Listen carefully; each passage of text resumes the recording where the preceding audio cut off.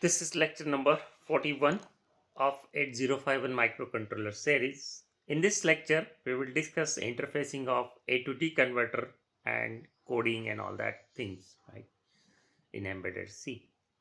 So A to D converter is very important IC in most of the project. In some microcontrollers, we have inbuilt ADC, but in majority of microcontrollers, we may need to interface ADC from outside world. So we can discuss typical IC ADC 0808 uh, and we'll interface it with 8051 microcontroller in this lecture. Now, why we need A to D converter? Now question arises. See, most of the physical quantities, temperature, pressure, humidity, these are something are non-electrical quantities, right? And we want to monitor these quantities, or we may want to take some decisions, right? We may want to do some control actions, for example temperature controller, humidity controller, or we may need to use some kind of logging data logging, for example. So we may need to convert these physical quantities into an electrical signal. Okay, so the very first stage is some physical phenomena, some physical quantity that is under measurement or under control or whatever it may be. Now we have some kind of sensors or transducers which will convert that non-electrical quantity into some kind of electrical signal here. Okay, for example, temperature sensor, or you can have thermocouple, thermistor, many kind of sensor, pressure gauges, and all those. These are all what we can say non-electrical signals. Also, sensor is something which convert it into proportionate electrical signal. That may be voltage or current, depends on what, depends on the sensor we are using. So that signal may not be fit for further stages. So we may need some kind of signal conditioning, like maybe attenuation, amplification, okay, filtering, some kind of signal conditioning. That may be another electronic circuit like amplifier, filter, okay, current to voltage converter. It depends on requirement. So that signal conditioning will make a signal bit suitable, but it will be again an electrical voltage, maybe this type of voltage, I can say like this, for example. Okay, so this is a analog signal, and that analog signal microcontrollers cannot understand. Okay, microcontrollers can understand only digital signal. Okay, now what is basic difference between analog and digital? Suppose I say that a signal is in the range of 0 to 5 volt, right? Some analog signal is in the range of 0 to 5 volt, or suppose say 0 to 10 volt, for example. Now that signal, if it is in analog, will take all possible values between 0 to 5 volt. These are infinite values. Okay, now those infinite values cannot be handled by any microcontroller. Okay, so we need to convert it into digital thing. Digital means what? Which we cannot, we can write. Okay, we can write it in the table. Okay, that is a basic meaning of digital. Analog means what? It takes all possible value. Digital means what? We have some definite values. Okay, values will be either a, b, c, d, like that.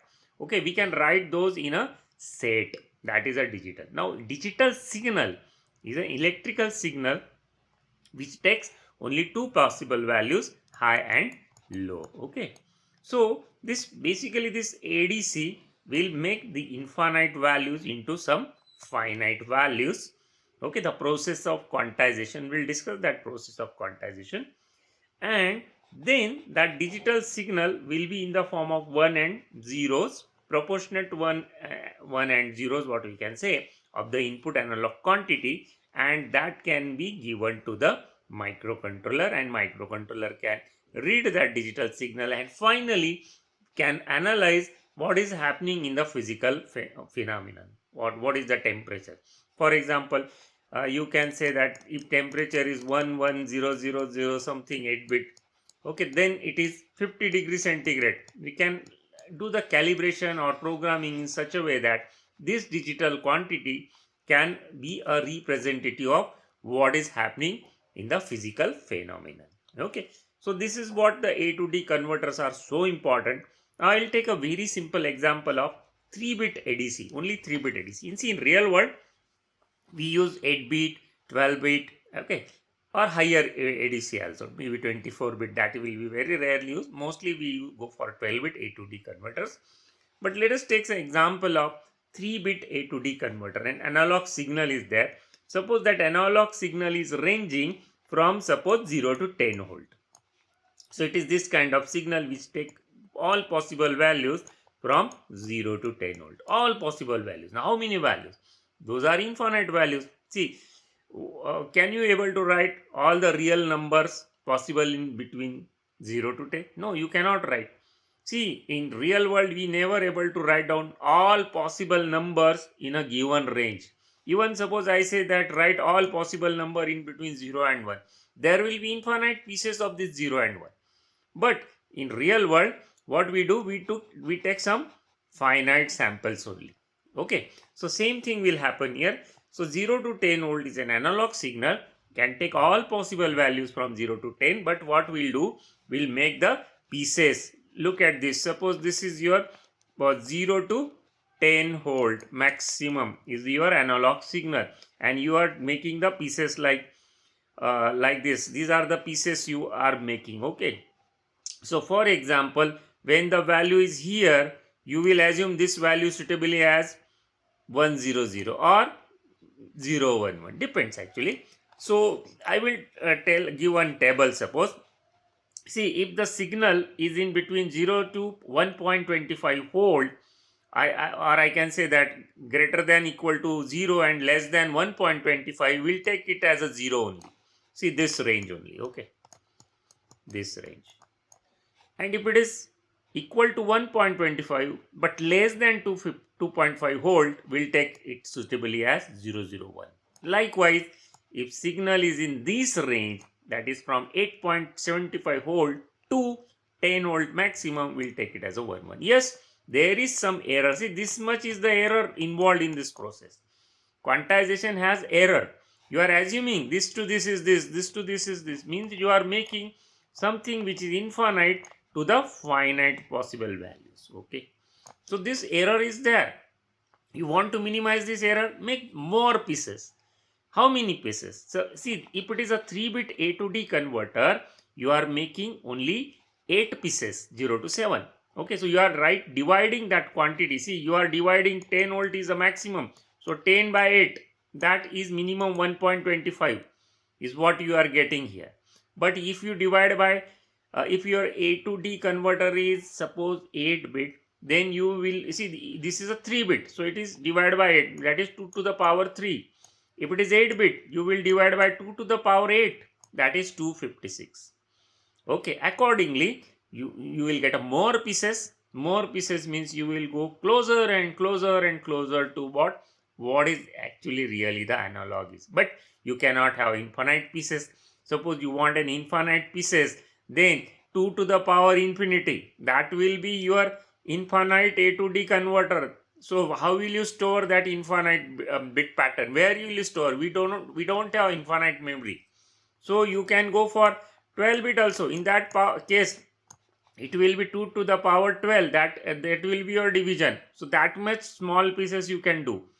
Okay, so this is about the process of quantization. Now, here I assume 0 to 10 volt as an analog input. In many cases it may be 0 to 5 volt analog input, maybe 0 to 3.3 volt analog input. It depends on the system.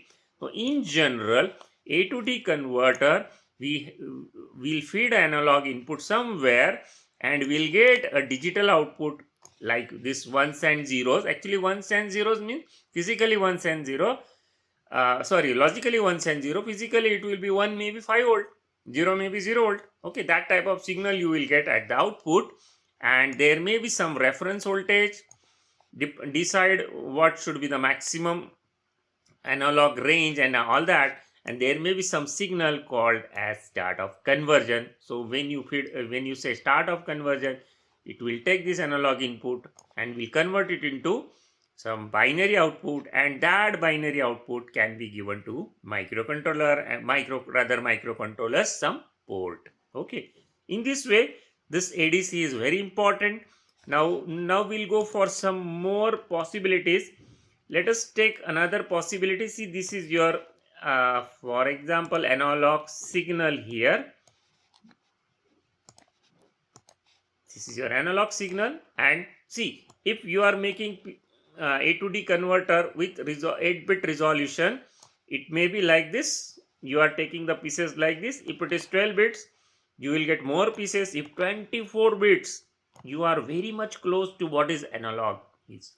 Okay, but for one data, so for one sample, you will need a memory location of size 24 bit.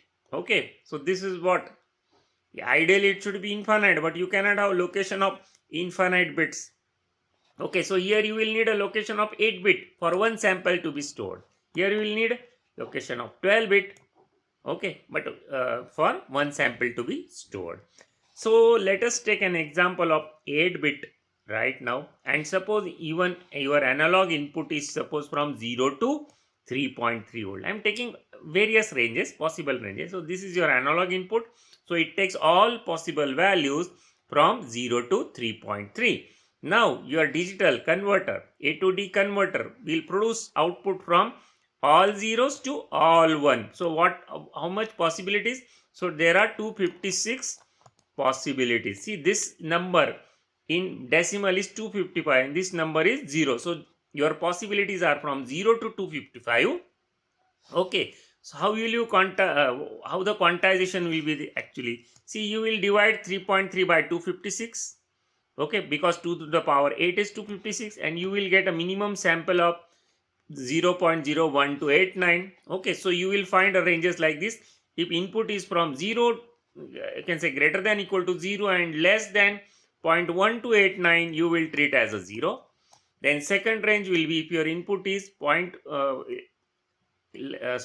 less than equal to greater than equal to 0.1289 to less than 0.02578, you will make it as a 00. See, it will be like this. See, from 0 0.00 greater than equal to and less than 0.1289. So you will treat as a 0. Then second is 0.01289. Then input is less than 0.258, 0.02578, you will take this as 001. Accordingly, last range is 3.28712 to 3.3, maximum possible you will take it as 1111. Okay, this is what the quantization will be. Okay, so if it is 12 bit, what will happen? If it is 12 bit, you will divide by 2 to the power 12.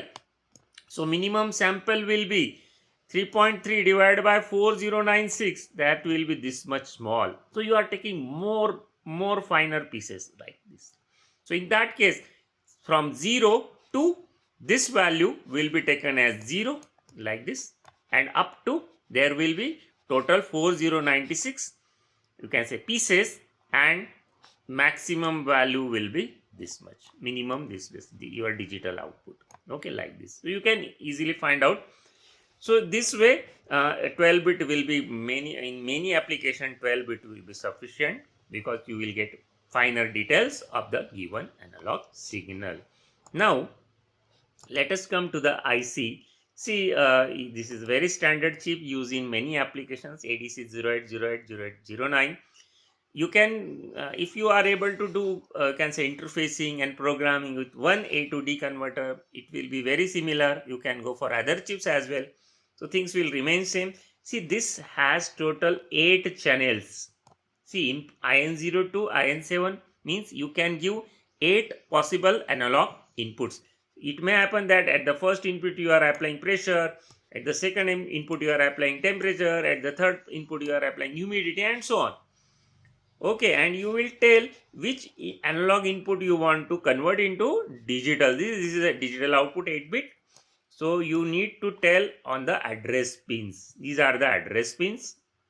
So this table you have to follow. If you apply 000 at all the pins, you are talking of the first analog channel. 001 you are applying, you are talking about the second analog channel, and so on.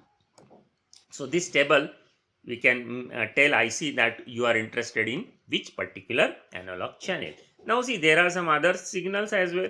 This is a signal called as a start of conversion. When you want particular analog input to be sampled and converted into digital, you will apply some kind of signal, some kind of pulse at SOC pin.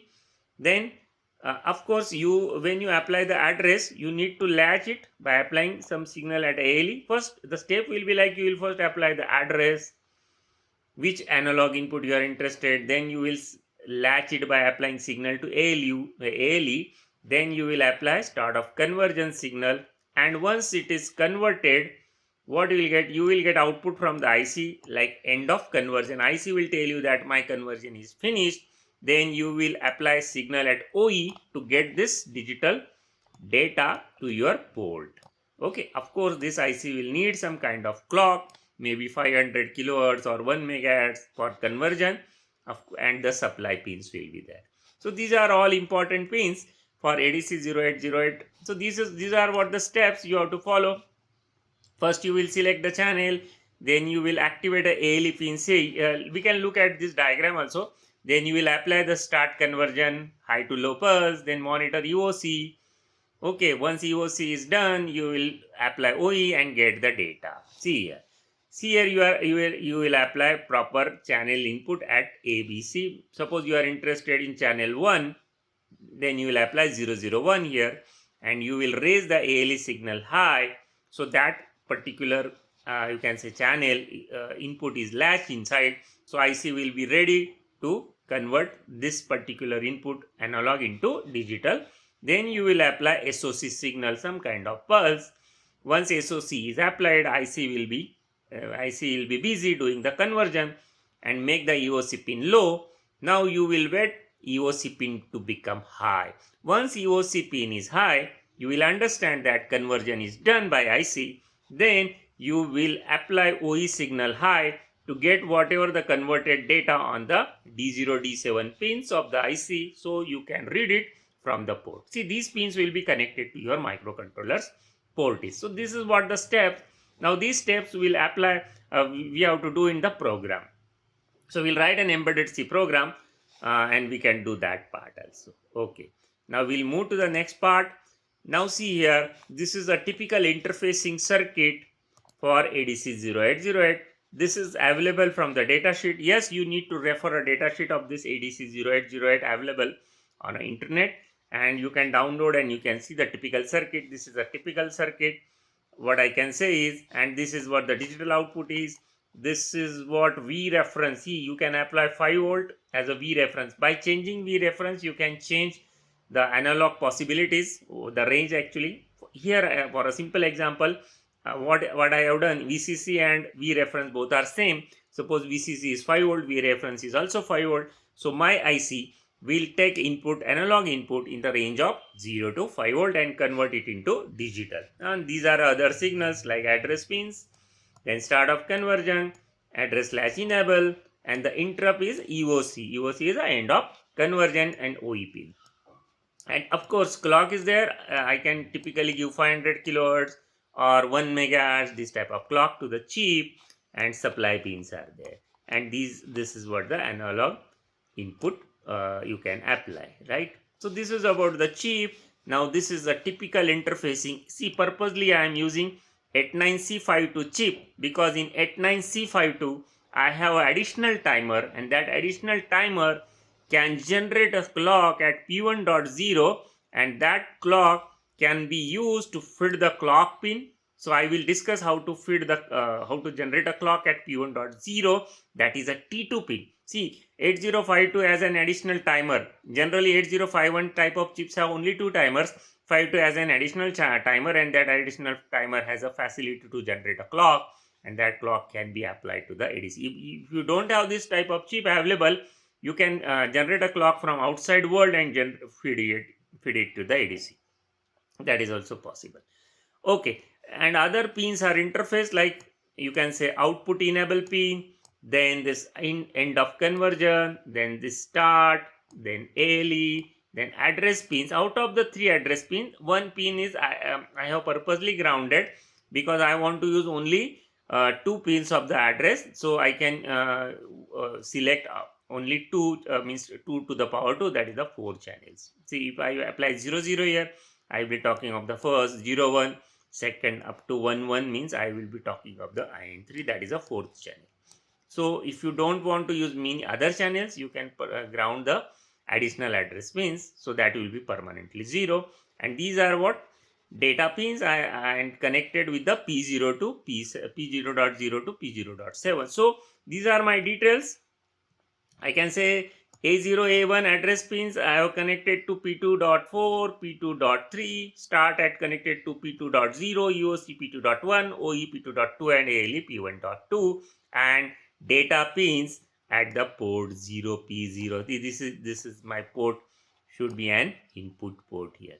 Okay, so this is about the interfacing. Apart from that, yes, this is my crystal, this is my reset circuit, the minimum requirement that we need to fulfill. Of course, VCC ground pin should be there. Then EAR pin is connected to VCC.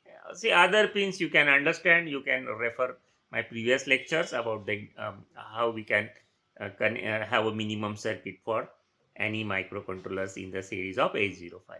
Okay, so this is about the interfacing. Now we'll move to the actual programming. Now in the program, these are just sample functions I am demonstrating. You should try your own program. You just take this as a reference and try in your own way as well. Okay, so here what is happening, this is what all different pins already we are discussed. This I need to define the ADC data and A0, A1 and start. This is commented because A2 pin is already grounded here, so we are not using it. Start of conversion, EOC, OE and ALE. These are all the various pins to connect it to the port. These are all important functions like init ADC, ADC read, ADC clock, and ADC count as a unsigned int, that is a 16-bit variable I have declared here. Okay. Now this channel 0, channel 1, channel 2. See, I want to use only 3 channels, for example. So when I want to select the channel 0, I will send A0 is 0, A1 is 0. What is A0? A0 is P2.4. What is A1? P2.3. So accordingly, channel 1, channel 2, all possibilities I have written here. And this is something timer mode, timer 2, to generate some 1.2 megahertz ADC clock. For that I need to give some proper input into the SFRs. So next is about the timer to SFR declarations. See, as we discussed, we are using 89C52 or S52 type of chip, and it has additional timer. So we need to declare SFR addresses here. So T2 mod, T2 con, RCAP 2L, RCAP 2H are all SFRs related to that, and their addresses are like this. So this declaration, because it is not available in register, if it is not available in register 52.h or register 51.h, then we can write this thing. Okay, you need to check this header file as well. Here header file is purposely 52.h. So this is what needed. And now what we'll do in ADC init, sorry, ADC clock, we will feed the proper inputs in these SFR. These are the addresses of SFRs, and we are feeding the proper inputs to generate a 1.2 megahertz clock. Okay, now when we go into the main, we are calling this ADC clock function initially, and we'll feed the proper values in this SFRs. The SFR addresses are declared here, and we are feeding proper values to generate a clock. And that clock, as we discussed in previous slide, that this clock will be available on P1.0 pin and will be connected to the clock input of ADC 08089 or 0808, whatever you are using. So in this way, clock is generated. Then the next function in the main is init ADC. Here we are just making a specific bits 0, like start, ALE, OE. These bits are initially 0. We are ensuring that these bits should be 0 initially. Okay. Now this is an infinite loop, do while loop maybe. You can have other loops also. In your actual project there may be some other task actually, and in between you will visit the ADC and read the channels. Like so, this is a specific program I have written for ADC only. So this is channel 0, what it will do, it will make A0 0 and A1 0. So if A1 and A0 are 0, what will happen, this particular channel will be active. We are sending 0 0 here, these two pins, right? So this channel will be active. So you are talking of the first channel. So ADC will sample your first channel analog input and convert it into digital. So likewise, so channel 0 is selected. Then we are calling ADC read function. So this is your ADC read function, and the return value unsigned int will be stored in ADC count variable. Already we have declared ADC count variable. So when this function is called, what will happen? Initially count will make 0, we'll make this value 0 initially, then we give some delay this knob. For knob actually intrinsic.h should be in the header file. Okay, we are giving some delay, then we are making ALE1 start 1 and some delay, and ALE0 start 0. Now what we are doing exactly here, actually we are just following this timing diagram. See, we are sending the address, then we are making ALE high, SOC high, then SOC low, ALE low, whatever is there in this timing diagram. Actually, same thing we are doing in the code here. Okay, so we are making ALE1 start 1, then ALE0, and finally the start 0. So we are ultimately latching the address and giving a SOC command to A to D converter. Now what A to D converter will do, will start converting the analog input at channel 0 into digital. Now how will you understand? See here, first of all we will check till the EOC is low. See, we'll wait here till EOC is low. EOC low indicates that conversion is started. Then we will wait for EOC high. See here this timing diagram once again. When conversion is started, EOC will go low. So we are waiting for EOC to low. Once EOC is low, then we are waiting for EOC to become high. EOC high indicates that conversion is done. Okay, so here we will be waiting for EOC to become high. Okay, once EOC is high, this not EOC will make logic 0 and will come out here. Now what we'll do, according to timing diagram, we'll make OE pin as high. Now why OE pin to high? Because in that case this ADC will put the data on D0 to D7. Accordingly we can read the port next. Okay, so we'll make OE pin high, then we give some delay, and then we'll read that ADC data, rather I can say the port P0, and that will be placed in ADC count. Okay, and then we'll make OE as 0 and return this count. Where it will get returned, it will get returned to this ADC count, another variable here. Ultimately same variable we are using here. If you have different variable, you can write that variable here. Okay, so anyway, ADC count will get that value, that digital data, what we can say. Then we may have other function like bin BCD, converting that digital into BCD format and all that, and finally BCD to ASCII. And then we may have some other functions, like we may be interested in sending that into some LCD. Now these functions, send command, send string, send char, you can refer my LCD interfacing chapter. I'm just writing here for understanding purpose. See, I have not written any code about the LCD here. These functions I have specifically written for you you to understand that if we can convert that that binary into BCD and finally in ASCII, and we can send that information to some LCD, or we can send on a serial port. So these functions, for the details of these functions, you may refer my previous lecture on LCD interfacing, where I have already discussed in very much detail about these functions. So this is just a code. Actually, no other part of LCD is here. This is just for your understanding purpose, how to send that information to some LCD. Now we may give some delay, and then we go for channel 1 and same functions. Then for channel 2, same function. So actually we are reading channel 0, channel 1 and channel 2, and finally this is an infinite loop and we'll continuously reading channels, right? And on LCD we may declare about the which channel we are sending. That is actually in this function I am sending one more parameter, that is a channel number. So on LCD you may show that channel number. Even that channel number is converted into ASCII here. So this is about the bin BCD. When you want to send that binary information to some LCD, we need to convert it into BCD and finally to the ASCII. Okay, so this is, and this is a delay function as usual, regular delay function, what we had already used in other. See, you may need to adjust these counts depending on your requirement and all that. Okay, so this is about the code. See, this is a common code actually. If suppose you are interested in pick microcontroller or another microcontroller, you can easily use the same functions, only port numbers and all S bit, this information may change. Once you understand how to interface 8-bit ADC, you can go for 12-bit ADC as well. So these are the generic things actually. Means understanding one microcontroller will open a doors for other microcontrollers. If you look at these lectures very seriously, you can go for any other microcontrollers or you can code them in embedded C or in assembly. Thanks for watching. Please subscribe the channel and share it to your friends. Thank you very much.